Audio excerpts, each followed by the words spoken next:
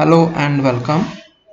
In this video, we are going to discuss two more preprocessor directive operators, that is stringizing operator and token pasting operator.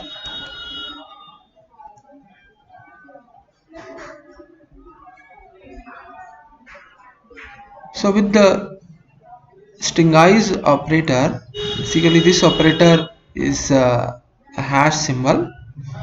So what it does, it converts some text into string. A text can be a number. Further, the number can be integer number or a floating point number. So it convert that text into a string.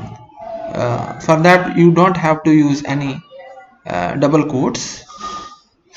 And the second important point is this stringize operator can be used in the definition of the macro.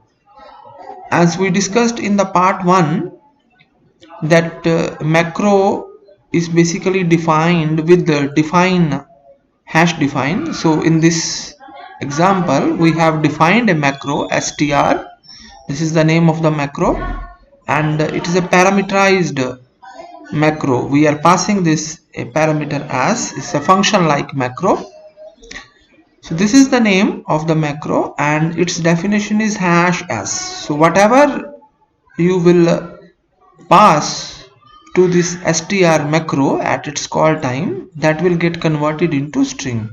So how a parameter gets converted? For that, you have to use a hash symbol. So you put hash symbol and then name of the parameter. This hash will convert the value of as into string. For example, over here, if you call str macro with India, so this will become the value of as India. Now this hash s will convert this India into string India. So that will be the result. So let's discuss this in more detail with the help of this example. So in this program, we are calling this str function within the printf function itself. So when this will be called str India, as we discussed in part 1 of preprocessor directive video, this macro is will call the preprocessor at before the compilation. So when the preprocessor will be called, this str India will be replaced by its equivalent definition. So its definition is this hash s. So this will change to hash s, and s is basically India. So hash, this will change to hash India, and hash India will give you the string India. So here this str India will be replaced by this string India in double quotes by the preprocessor. So this is the important point. This will not be converted by the compiler. It will get converted by the replaced or converted by the preprocessor.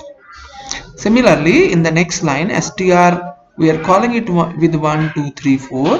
So the preprocessor will replace it with hash s, and in this line this value of s is 1 2 3 4, and 1 2 3 4 will get converted into its equivalent string, and the equivalent string is 1 2 3 4 in double quotes. So then this will be replaced by 1 2 3 4 in double quotes, and that will get printed by this printf statement. And the next printf statement, we have again called this str macro with 1 2.34, so 12.34. so this is a floating number.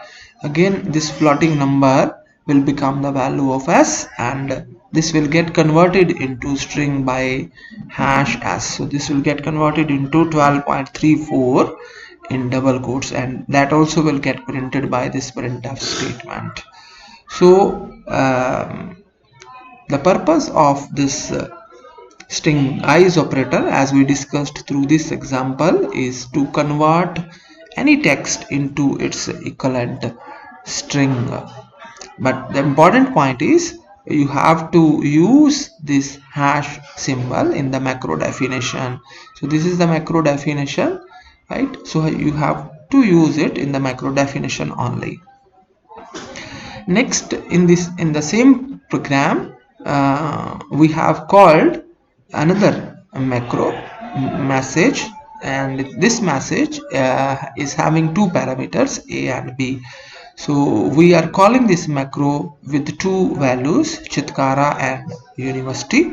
So this Chitkara will get passed to a and university will become the value of b.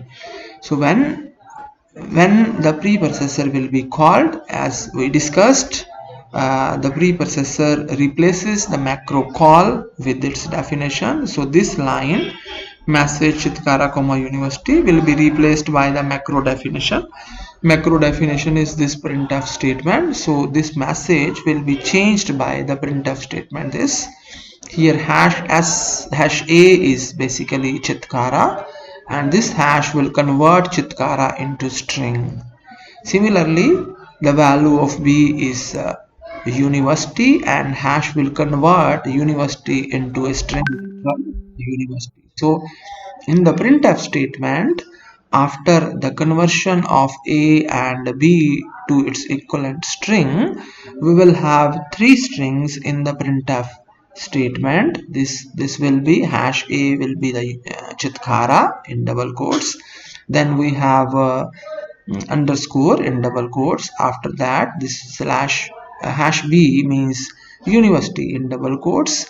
And when you pass more than one string to the printf statement, and that will get concatenated. So this printf statement, within this printf statement, Chitkara, hash and university, these three strings are there. These three strings will get concatenated, and you will get one string Chitkara comma university, Chitkara underscore university, and that will get printed by this printf statement. So you will get this result.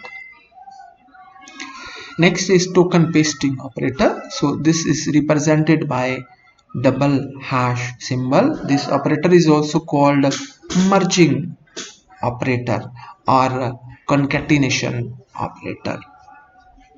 So what is its purpose? That again we are going to discuss it with the help of an example.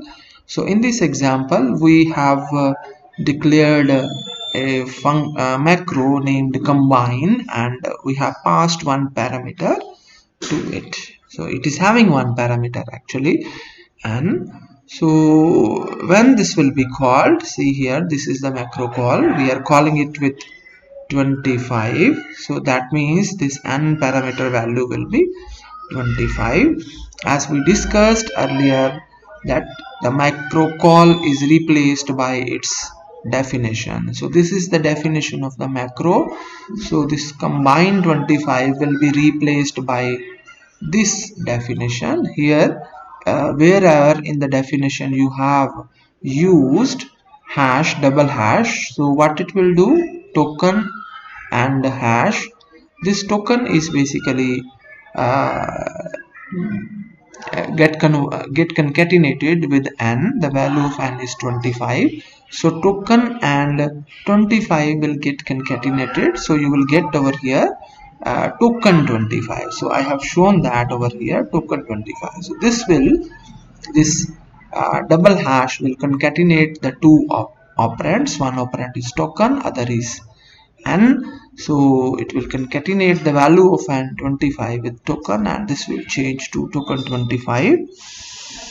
Because the value of token 25 we have defined it already, its value is 200. So that means when the compiler will run this, you will get value is equal to %d. So the value of token 25 is 200, so you will get 200 over here. So this will be the result of your program. So that's the end of this chapter, preprocessor directive.